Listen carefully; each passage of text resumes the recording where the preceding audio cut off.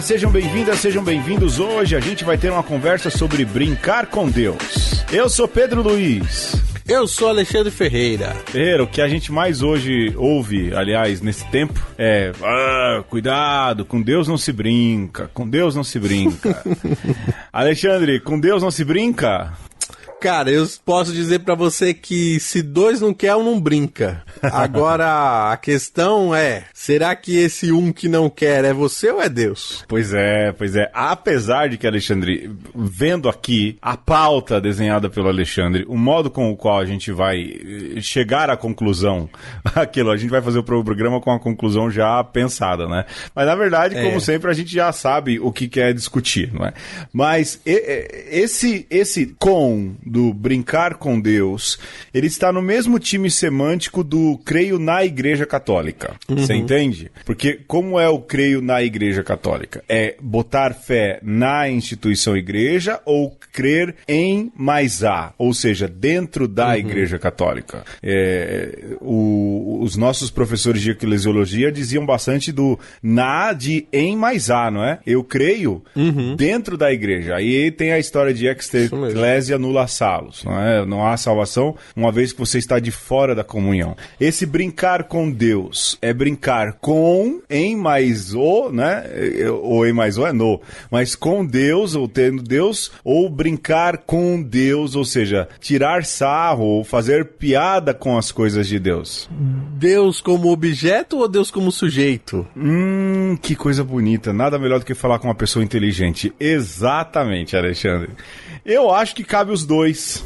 Mas isso a gente vai falar no programa. Eita! Vamos. Vamos em frente. Tem jogo, né? O que eu ia falar? Vamos pro jogo, porque afinal de contas, o que eu ia falar?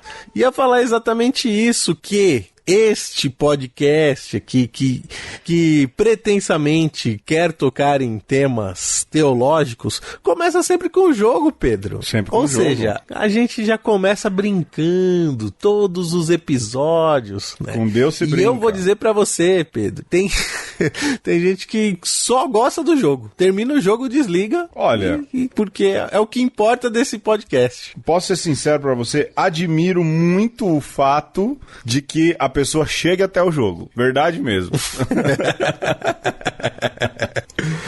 Admiro muito. Alexandre, o jogo é teu. Vamos lá, Alexandre. Vamos lá. Pedro, eu vou propor pra você o jogo da sonoplastia. Tá bom. Que não requer prática e muito menos habilidade. É muito simples. É um joguinho de improviso, onde um vai contar a história e o outro tem que fazer a sonoplastia da história. É comigo. Eu posso fazer a sonoplastia? Pode. Eu amo fazer isso. Vamos lá. Então vamos lá. Vamos lá, conte a historinha, Alexandre. Eu vou fazer... Seja o que Deus quiser. Primeiro eu vou fazer a primeira sonoplastia, que é o som de harpa. Do Era uma vez uma princesa que vivia num castelo encantado. Ai, que castelo lindo! Como eu amo meu castelo! Qual que é o som de castelo encantado? Plim, plim, plim, plim, plim. Vai. E eis que ela olhou por uma janela. Na verdade, primeiro ela abriu a janela. Olhou pela janela e se espantou. O que será isso? E eis que ela viu de longe um príncipe vindo em seu cavalo branco. Acelerou agora, ó. Vai.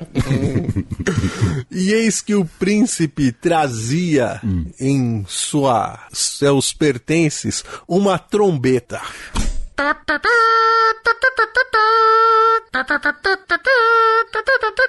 Ele é fã do John Williams. E do Super-Homem.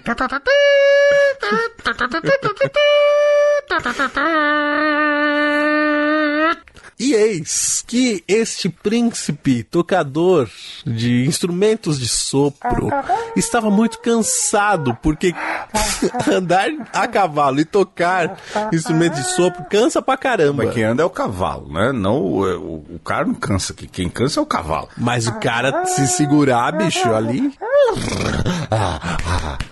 Esse é o cavalo cansado.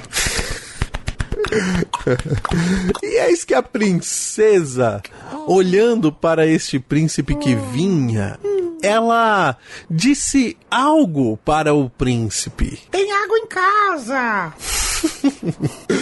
E vendo que Não, vou refazer. Quer uma coquinha?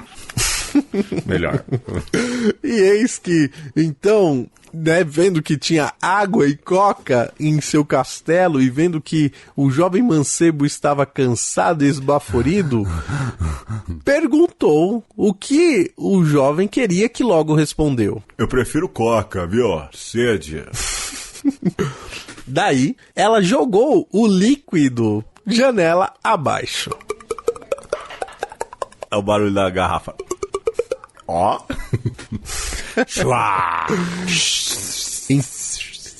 Então, o príncipe, com a sede já, né?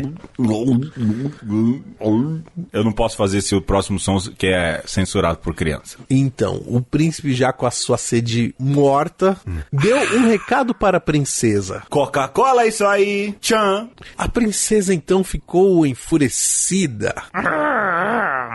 Fechou a janela abruptamente. Ela andando, batendo o pé, sabe? E falou uma frase que terminou a história. Interesseiro dos infernos. Veio atrás só da minha coquinha. Fim. Ai, meu Deus. Versão brasileira PKS. Vamos pro tema, Alexandre. Vamos.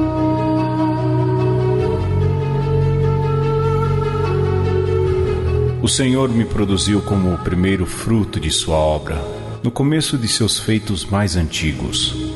Fui estabelecida desde a eternidade, desde o princípio, antes que a terra começasse a existir. Fui gerada quando o oceano ainda não existia e antes que existissem as fontes de água. Fui gerada antes que as montanhas e colinas fossem implantadas, quando o Senhor ainda não tinha feito a terra e a erva, nem os primeiros elementos do mundo. Quando ele fixava o céu e traçava a abóbada sob o oceano, aí eu estava. Eu me achava presente quando ele condensava as nuvens no alto e fixava as fontes do oceano, quando punha um limite para o mar, de modo que as águas não ultrapassassem a praia, e também quando assentava os fundamentos da terra. Eu estava junto com ele, como mestre de obras. Eu era o seu encanto todos os dias e brincava o tempo todo em sua presença. Brincava na superfície da terra e me deliciava com a humanidade. Bom, Alexandre, a gente acabou de ouvir aí um trecho do livro dos Provérbios, capítulo 8, versículos de 22 a 31. Alexandre, eu não lembro exatamente quando, mas esse trecho figura numa liturgia, não é? Eu lembro, quer ver? Eu vou até procurar aqui, em qual... Na Santíssima Trindade, rapaz! Olha só. Na Santíssima Trindade, 8 de 22 a 31, você costuma... Não é pouca coisa, não. Pois é, na solenidade da Santíssima Trindade, que, diga-se, é o terror de qualquer padre. Fazer homilia nesse dia, já dizia Márcio Fabre, era um terror fazer homilia. Como é que vou explicar pro povo a Santíssima Trindade, né? Porque as imagens todas... As imagens todos já usaram, né, Alexandre? A imagem da planta, E mais. todas elas, e é um mistério, né? E mais do que isso, demanda muita filosofia, né, Ferreira? E mais. Demais. É muito fácil você dizer uma heresia. Ô, rapaz! Olha, pra você se tornar docetista ou adocionista. Eu tava pensando nisso. Olha, o que eu... Assim, ai, rapaz, olha, desde que eu passei pra esse lado da Assembleia, aliás, a gente passou meia hora conversando sobre isso, coisas que não podem ir ao ar de jeito nenhum. Desde que eu passei por esse lado, eu ainda não tive uma decepção em relação a homilias. Ainda bem, graças a Deus. Todas, assim, me deixaram muito felizes. Mas eu fico imaginando na Santíssima Trindade o trabalho que é. Eu sempre comento com a Letícia, eu falo, hoje vamos ver o padre suar, porque fazer a homilia da Santíssima Trindade é sofrer, porque é um tema, como disse o Alexandre, e mais, e o risco de se cair ali numa heresia é grande. Mas esse trecho em específico, como eu disse, vem aí na leitura da solenidade da Santíssima Trindade. E eu lembro, Alexandre, de usar esse trecho em uma das homilias, porque quando você vai fazendo muitas, você tem que começar a fazer escolhas para não ser repetitivo. Verdade. Dessa questão do brincar, né? Porque aqui no versículo 31 diz isso, né? 30 e 31, né? Eu já estava junto com ele como mestre de obra, eu era o encanto dele todos os dias, é a sabedoria, né? E todo o tempo brincava em sua presença, brincava na superfície da terra, encontrava minhas delícias entre os homens. E eu lembro de dizer que eu desconfio muito de gente que não é capaz de brincar, que não brinca. Eu tenho uma desconfiança muito grande com pessoas que não brincam. Lógico, tem gente que tem algum problema patológico, algum trauma e não consegue brincar, mas líderes religiosos que não brincam, pessoas que não brincam, elas são muito distantes de Deus. Ao menos eu penso assim.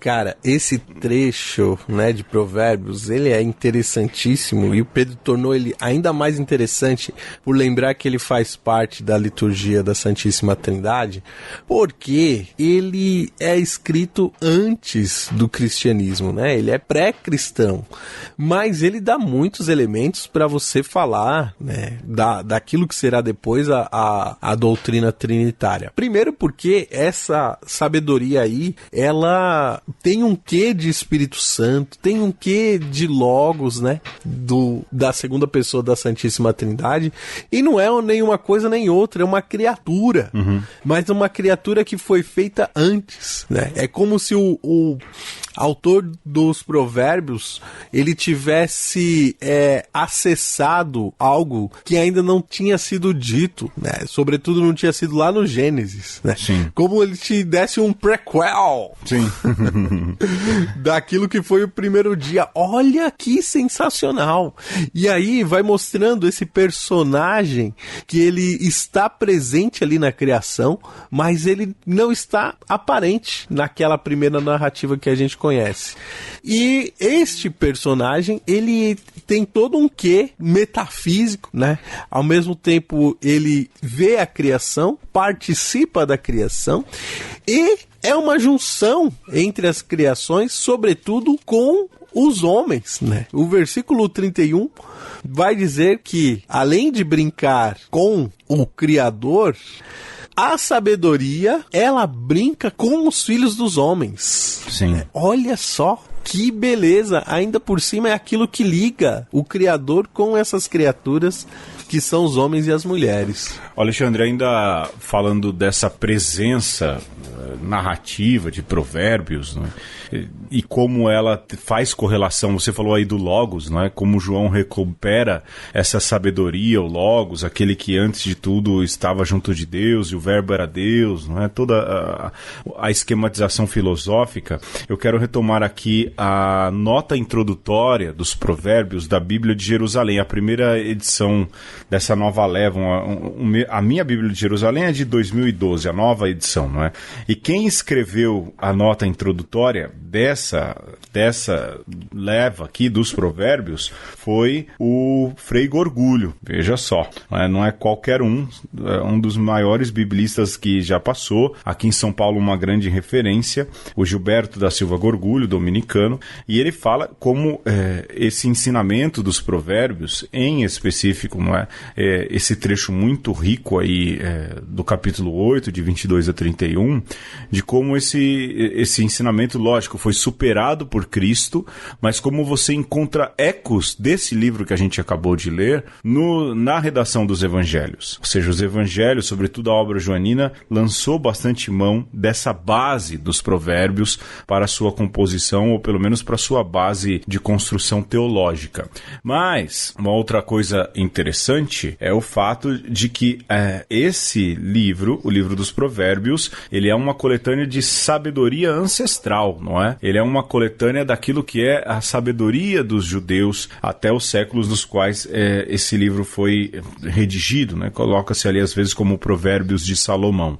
Então, essa sabedoria presente no livro, ela é uma sabedoria muito ancestral, não só do sentido de tempo, porque vem antes de Cristo, como você mesmo disse, mas também porque é a coletânea de sabedoria de um povo, de uma cultura que fez contato com outras também, né? Tem um pouco de sabedoria egípcia aqui, agora que está na moda o Cavaleiro da Lua, né?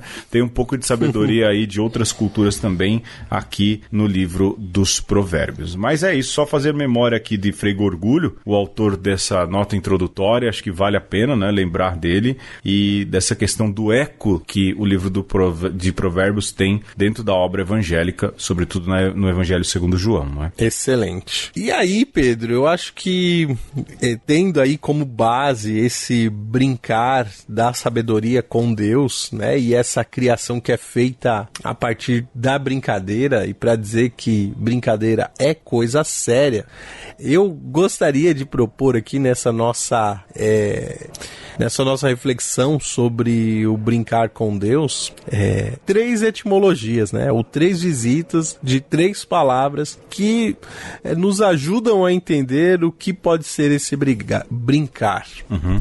Escute bem, eu falei brincar. E a primeira palavra é recreação, né? Então, que nos remete ao recreio, que tem essa coisa do... quando você junta um monte de criança e distribui um lanche ali, né? E todo mundo come, todo mundo fica satisfeito.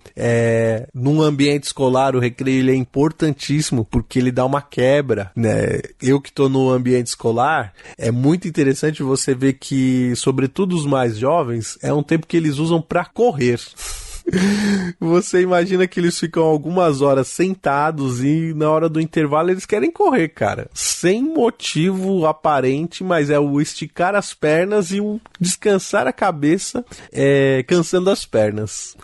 E aí, quando você vai ver a etimologia da palavra recreação, tem algo a ver com criar forças de novo, né? Que tem a ver, por exemplo, com refeitório, né? Restaurante. Então, o refeitório é aquilo que te refaz, né? O restaurante é aquilo que te restaura. A recreação é aquilo que te recria, né? Te dá novas forças. E aí, quando a gente pensa em termos de Deus, a gente tem que imaginar que Deus cria, mas cria de maneira eterna. Ou seja, Deus cria eternamente, né? Deus criou ontem, cria hoje e criou sempre. E o contrário disso seria um Deus que criou de uma vez e pronto, não cria mais, né? É interessante, Alexandre, só para te interromper, mas como essa ideia ela é importante do ponto de vista até da teologia atual, né? Porque geralmente a visão criacionista, esses dias conversando com uma série de cientistas, né? E eles falando, mas não sei quem é do Mackenzie, é todo esse pensamento criacionista, olha, desculpa, você é da teologia. Eu falei, não, você não precisa pedir desculpa. Um bom teólogo ele é criacionista no sentido de reconhecer Deus como criador, mas um um teólogo sério da academia desse tempo, ele reconhece que a criação está em processo, né? Que Deus fez o mundo como o mundo vem sendo feito, aquela velha história do Adolf Gersche, né? E aí conseguir conversar e fazer entender, até colocar ali a teologia como uma ciência hermenêutica, lógico, que tem proclamação de fé e tudo, mas entender isso para uma teologia séria do nosso tempo, verdadeiramente a gente tem, não é, Alexandre? A criação ainda como um ato que está sendo feito, um ato que ainda está em processo, não é? Não é algo acabado. Ah, mas Gênesis fala que Deus fez tudo e descansou. Então, mas a gente tem que entender que é uma linguagem de uma época e agora uma outra de outra época e de outro tempo, não é, Alexandre? Mas eu entendo esse descansar, inclusive, como um parar e contemplar, né? Que para Deus é algo simultâneo. Deus, eu imagino, né? Assim, na minha incapacidade, né? Ou brincando de imaginar. Ou brincando de imaginar que Deus é capaz de trabalhar e descansar ao mesmo tempo. Não é limitado como nós, que só consegue fazer uma coisa de uma vez, né? Então, é muito complicado você imaginar esse sabá de Deus como esse, terminei aqui, agora eu vou descansar, se afasto, né, num isolamento absoluto, né, e vou viver uma vida isolada. Ainda que existam algumas religiões que têm essa concepção de um Deus criador que está acima de todos os outros, que está isolado, que não interfere mais na criação. No Deus judaico-cristão não é assim, né? Deus continua intervindo na história. Então ele descansa e trabalha ao mesmo tempo. E a gente pode dizer, então, que Deus cria e recria, Deus cria e recreia, né? Porque isso a gente pode entender também do ponto de vista humano. Quando você faz algo que você gosta, o seu trabalho não é tão trabalho assim. Porque talvez a nossa concepção, sobretudo da nossa herança escravagista, trabalho geralmente tem a ver com uma coisa ruim, né? Algo que te explora, algo que te tira as forças. Mas quando você faz algo que você gosta, você se diverte também fazendo. Você goza daquilo que você está fazendo, né? Sim, sem dúvidas. Alexandre, eu acho que a gente poderia, não sei se está cedo ou não, dar uma pausa para um cafezinho, ouvirmos o Padre Zezinho dizer que não se brinca com Deus e depois a gente retorna, não? Só mais uma coisinha só, Pedro, para a gente encerrar a recriação aqui, é algo que... Vai que depois então eu tenho um também. Vamos lá, vamos progredir. Só pra gente... uma coisa que me ocorreu agora olhando pra palavra recreio, né? Se a gente divide aqui o recreio, né? E agora atrela esse recrear com o crer também, você pode imaginar a Sagrada Liturgia como esse ato de recreação também. Por quê? Você vai na missa para crer de novo, né? Para você criar forças de novo e você afirmar aquilo que você crê. E toda semana você faz isso, não toda a missa, mas na missa dominical você recrê, né? E aí você comunga, né? Naquela coisa da partilha mesmo dos colegas que você abre o pacote de bolacha e cada um pega uma bolacha e todo mundo fica feliz, né? É mais gostoso quando você divide do que quando você come um pacote sozinho, que provavelmente vai te dar dor de barriga. Então, sim, é verdade. O recrer tem a ver com também você atualizar a fé em você, né? Bonito. Agora, eu vou fazer uma parte aqui, me permite uma parte, né, Alexandre? Falar em recreio, passatempo. Cara, que assassinato que fizeram com a bolacha passatempo. Isso revela a crise que vivemos. É uma sacanagem. Você comeu recentemente? Não. Nem coma para não se decepcionar. Fique com o gostinho que você tem. Estragaram jogaram a bolacha por causa da crise, né? Não é nem para titubear para dizer da crise que vivemos. Mas, Alexandre, eu só, muito rapidamente, quando se fala com Deus não se brinca, geralmente as pessoas se valem daquilo que é o capítulo 6 da Carta aos Gálatas, em específico o versículo 7, né, em que fala, olha, com Deus, não vos iludais, de Deus não se zomba, com Deus não se brinca. Isso para atacar as pessoas que costumam fazer algum tipo de piada, algum tipo de, não é, de zombaria, ou essa turma aí de Porta dos Fundos e qualquer coisa que o valha, que faz às vezes esquetes sobre Deus e as pessoas ficam bravas, mas a gente sempre precisa tomar cuidado na interpretação, né? Paulo, quando fala com Deus não se brinca, o que ele está dizendo é, não feche um trato com Deus e depois desfaça. Deus não é mulher de malandro para você ficar fazendo e desfazendo. Leia o trecho, né? Paulo fala de uma série de questões de comportamento. E aí, eu vou dizer que tem muita gente que fala com Deus não se brinca, que tá brincando com Deus. Que usa o nome de Deus para enganar, para mentir, para roubar, né? Que usa o nome de Deus para favor próprio. Então, esses que muitas vezes brigam com os ateus que fazem piadas com Deus, usam um termo que cai muito mais para eles do que verdadeiramente para quem não crê, que não tem de fato nenhuma obrigação de brincar ou não brincar com Deus. Eu só queria falar isso, acho que é importante. Agora a gente ouve o Padre Zezinho, pode ser? Pode.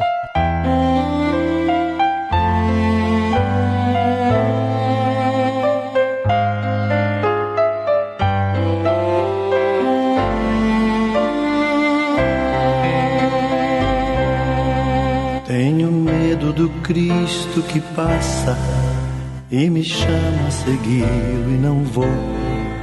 Tenho medo da chance que passa e eu nem vejo que a chance passou. Tenho medo de ser displicente e deixar uma graça passar. Deus é bom, Deus é justo e clemente, mas com Deus não se deve brincar.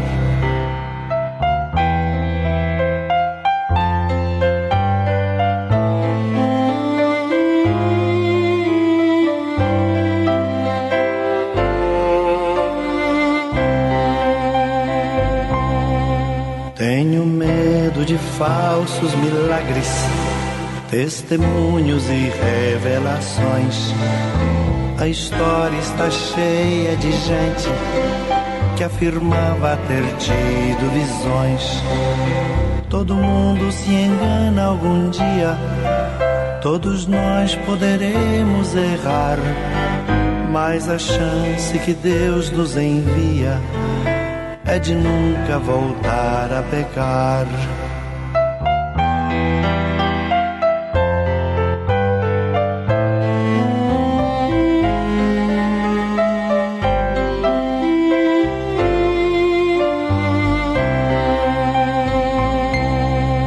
Nem louvores de mais nem de menos, Deus nos dê sentimento e razão.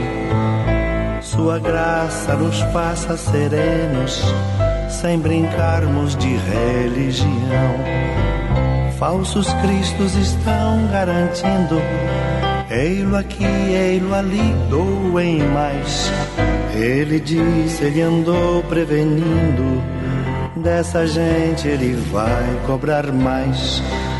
Ele disse, ele andou prevenindo, dessa gente ele vai cobrar mais. Dessa gente ele vai cobrar mais. E no episódio de hoje nós estamos falando do brincar com Deus, fazendo na verdade uma apologia do brincar com Deus, né? Porque nós somos desses, nós gostamos disso, né? Nós queremos brincar e queremos trazer Deus para a brincadeira, com todo o zelo, com toda a reverência que Deus merece, mas também sem querer privá-lo de nada do que é bom, inclusive disso que é muito humano, né? Que é o brincar, que é o se divertir, que é o recriar ou recrear, né? E aí, Pedro, eu proponho agora que a gente fale a partir do termo diversão. E a gente tem como etimologia da palavra diversão, ou ir em direção oposta, né? Divergente, divergente. Né? No sentido de que às vezes você tá fazendo uma coisa e você para fazer outra, ou ainda você tem uma coisa prevista e acontece uma outra, e essa mudança de expectativa gera em você um sentimento, né, que você acaba achando que aquilo é divertido. A quebra de expectativa. Sim. Sim. A piada vem daí, não é, Alexandre? Vem da quebra da expectativa. Quando você espera uma coisa e o desfecho é totalmente diferente. O engraçado é aquilo que sai do normal. Acho que a gente já tratou sobre isso lá no programa do Ari Toledo. Não sei se a gente falou isso, assim, muito rapidamente, en passant, mas essa é a característica do humor, da piada, não é? E se a gente entende a criação, não é? E vai aí, com Deus não se brinca, e vai por essa etimologia da diversão, daquilo que diverge, eu acho que, de fato, a gente pode pensar que Deus se diverte, mas não que Deus se diverte conosco, não é? Porque aqui há um perigo também. Se a gente, de um lado, lá na última parte, eu falava, olha, quem não crê não tem que se importar com fazer piada com Deus ou não, e quem condena dizendo que com Deus não se brinca, usando esse trecho dos Gálatas, usa o trecho de maneira errônea, o mesmo acontece com quem não crê dizer, mas Deus, ele se diverte com a nossa desgraça, se diverte com as nossas orações, Deus deve se divertir com as nossas trapalhadas, não é? Quem não crê costuma falar essas coisas. E é o oposto, não é? Eu acho que Deus deve se divertir no sentido de se deliciar em ver a humanidade crescendo, não a humanidade sofrendo. Para o sofrimento, Deus já deu aí a sua resposta, que foi a encarnação do Verbo. Jesus veio nos livrar de todo o sofrimento e de todo o mal. Mas, ao mesmo tempo, não dá para negar. Se um Deus é capaz de brincar e cria brincando e brinca criando, é fato, Deus também é um Deus que se diverte em ver a criação crescendo. Eu entendo que deva ser assim de fato, né? De ver, olha, agora querem chegar na Lua, pra onde vão esses? Você, quando vê a Alice dando passos cada vez mais ousados, você não se diverte com isso enquanto pai, não? É isso. E sobretudo, Deus, né? Assim, quando você tem uma expectativa com relação a uma pessoa de 3 anos de idade, e quando você percebe um salto de maturidade dessa pessoa, você fica extasiado, né? Porque houve uma quebra de expectativa ali que você fala, uau, né? Não esperava isso nesse momento, e fica satisfeitíssimo. E outra, né, Alexandre? Lógico, precisa se tomar um cuidado aqui, quando eu concluir o pensamento, passava a palavra para você. A gente tem que, lógico, tomar cuidado com o pensamento linear quando se diz respeito a Deus. A gente vive a linearidade da história, mas Deus não vive essa linearidade. Deus é e vem, não é? E ele já está lá no futuro. Isso é fato. A gente precisa observar isso com bastante atenção. Mas, ainda assim, a evolução da criação é um motivo de diversão deleitosa, né? É um deleite para Deus. Eu pego exatamente desse ponto, né, Pedro? Porque a gente pensa de uma maneira linear, nem sempre, porque nós também somos seres complexos, né? Mas a gente quer que as coisas sejam assim, né? Concatenadas, lógicas. Mas nem o pensamento humano é tão concatenado e lógico assim. E muito menos a criação é tão preto no branco como se gostaria. A criação, o universo, ele é ambíguo, ele é complexo, ele é paradoxal, ele excede o entendimento, né? E quando a gente pensa em diversão, e a gente pode pensar nos jogos de criança, por exemplo, o que pega? Que você tem ao mesmo tempo essa vontade de estar com os outros e ter um momento prazeroso, mas geralmente um jogo, ele é pautado em uma regra. Você falava daqueles que são religiosos e que às vezes querem quebrar as regras estabelecidas por Deus ou que a própria pessoa estabelece no seu contato com Deus. Você quer coisa mais chata do que começar uma brincadeira e ter uma pessoa que quebra as regras? É extremamente desagradável. Então você começa um jogo, tem uma hora para o jogo terminar, e é importantíssimo que quem vai participar entre na brincadeira com essa vontade, né, com esse espírito de jogar, de acordo com as regras.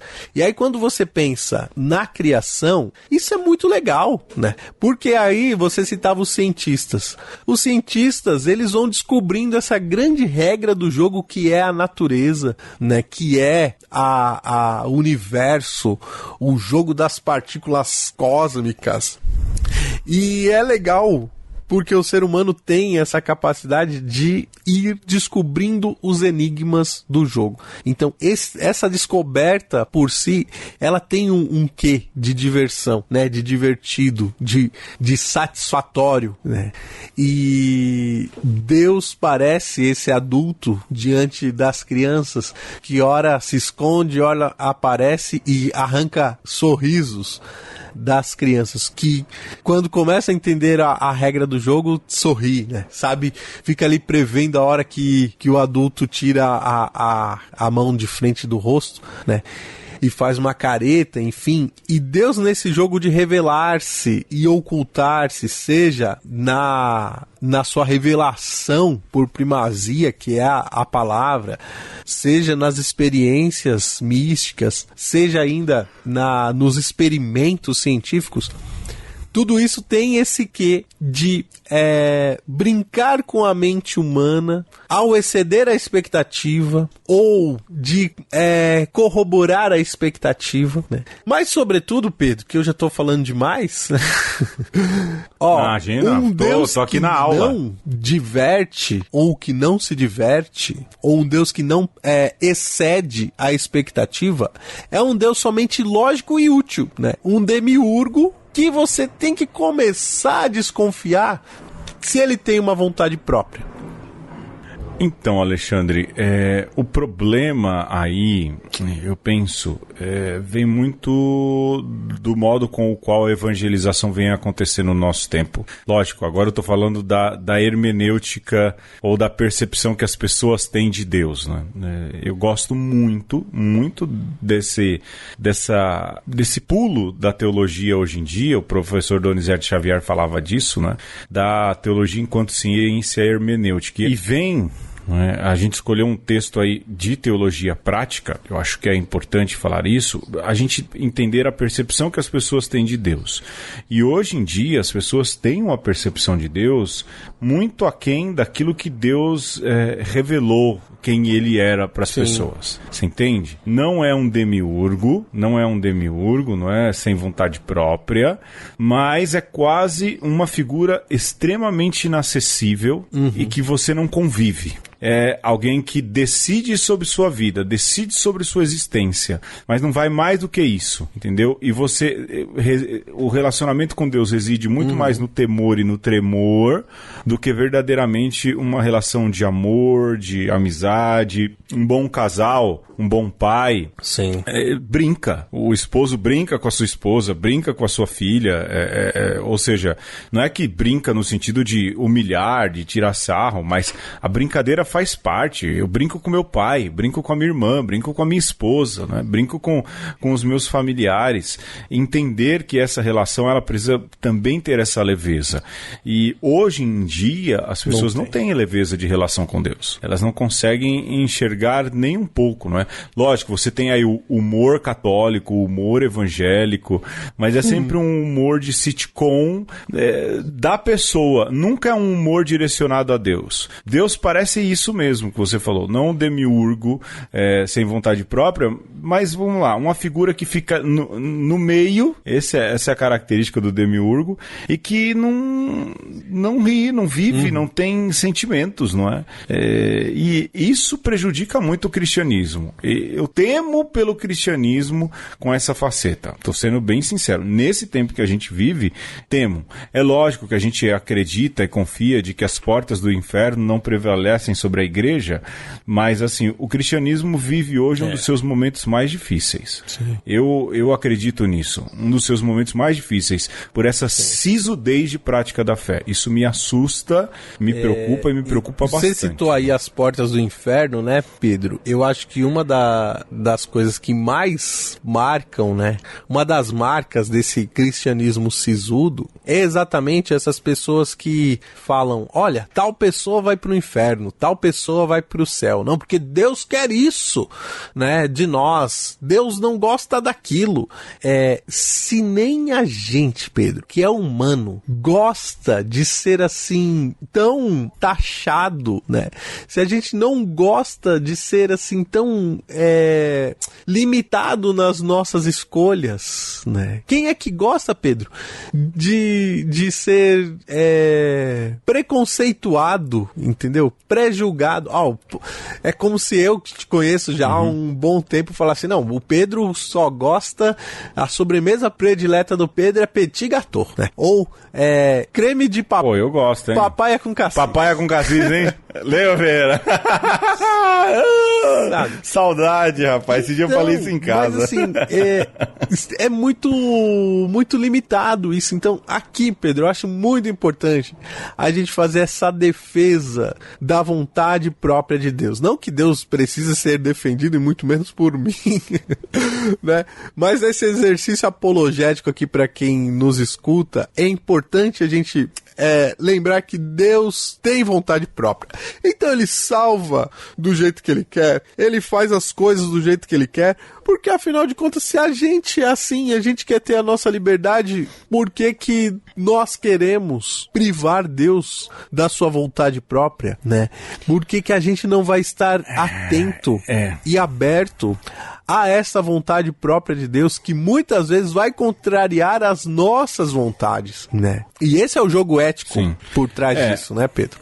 E aí entra na questão a gente ainda tá na questão da divergência, né? Deus sempre vai nos surpreender, e sempre de um jeito positivo. E talvez por isso escandalize quando você fala assim, olha, Deus, a salvação Isso escandaliza muito o cristão, cara. Quando você diz uma afirmação muito presente na teologia, na escatologia, de que Deus vai fazer o possível e o impossível para salvar a todos. Se ele criou tudo, foi para salvar tudo.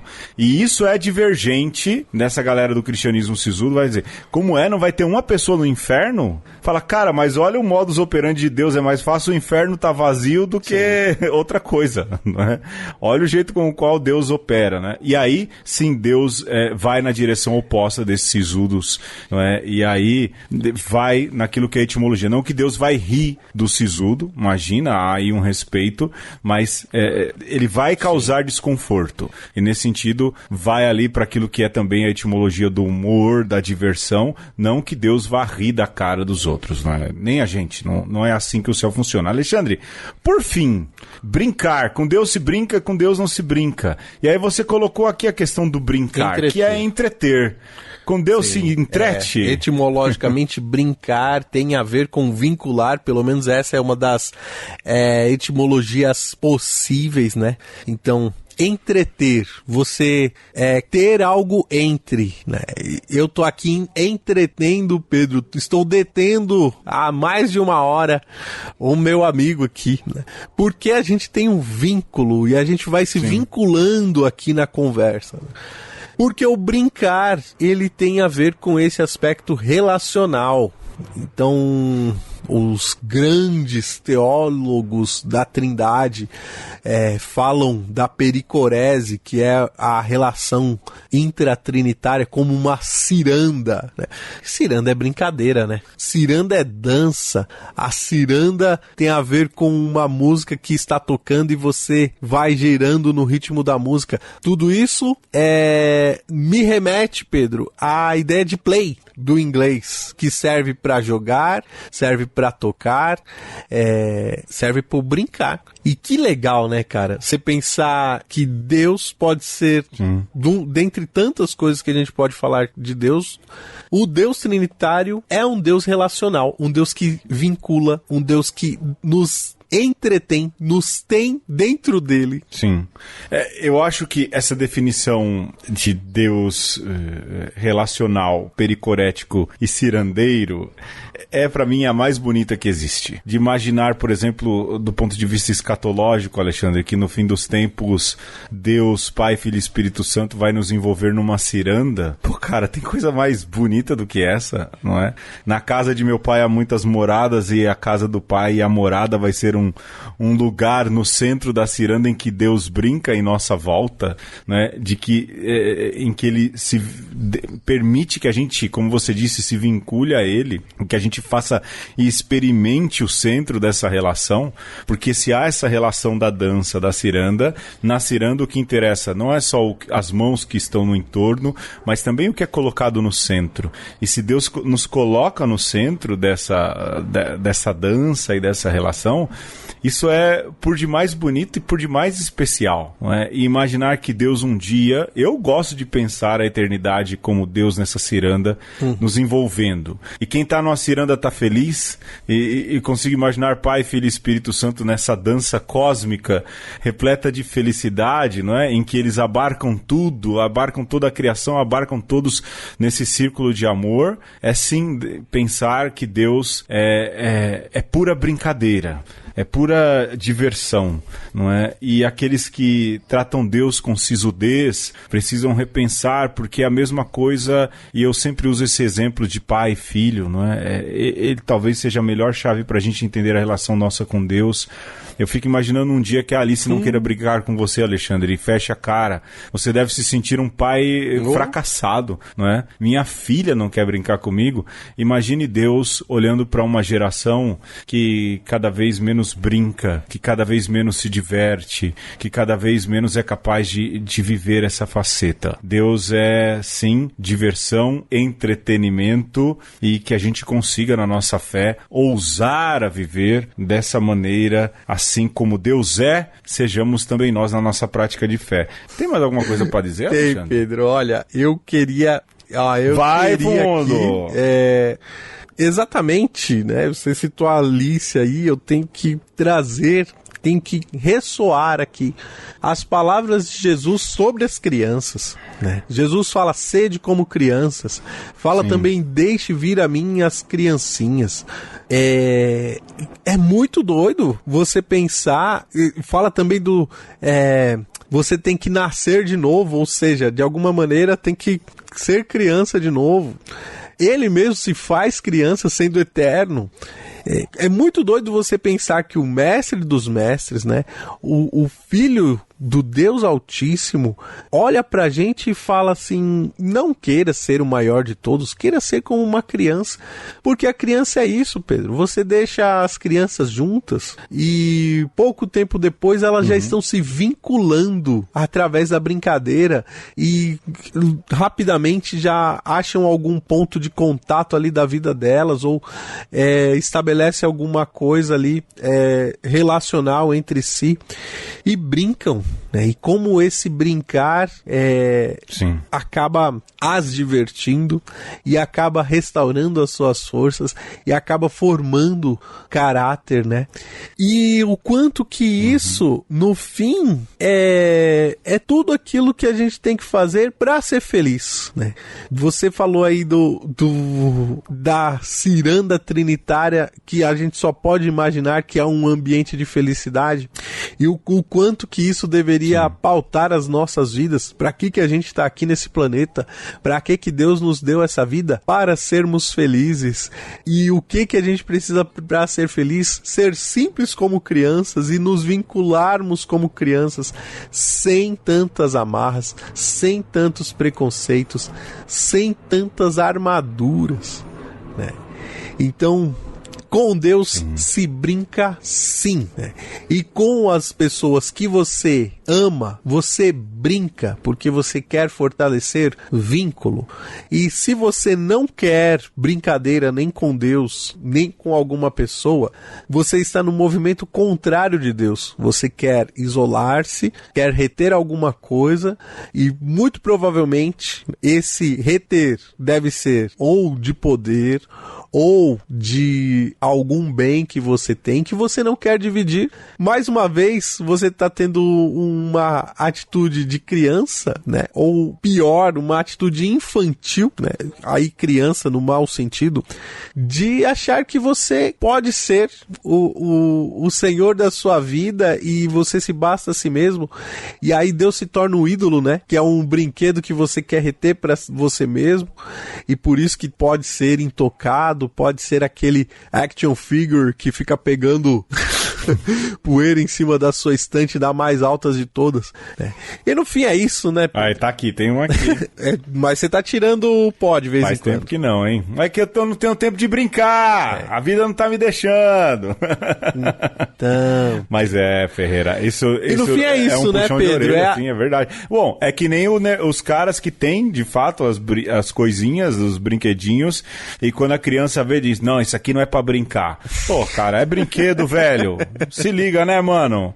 Se liga, brinquedo é feito pra brincar. Cresce, cara! Eu acho que é isso. Isso é fundamental pro cristianismo continuar dando um bom testemunho no tempo que a gente vive.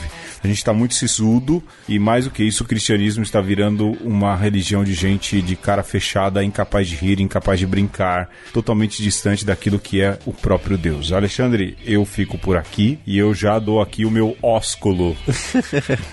Eu vou ficando por aqui, deixando o meu amplexo, esperando que você tenha curtido, tenha se divertido com esses nossos jogos de linguagem. Exato. E continue aí na sua jornada, né? Não esquecendo do vínculo com aquele que é o soberano, o dono da bola. O brincante. O brincante máximo. Isso. Então receba aí o meu cumprimento de aperto de mãos. Até. Isso, e no aperto de mão, faça a ciranda com quem está ao seu lado agora. E vamos todos. Eu tô pegando aqui o bonequinho do Jake e do Finn. Vamos lá, hora de aventura. Até mais. Aventura vai ter. Música tá alta. Valeu.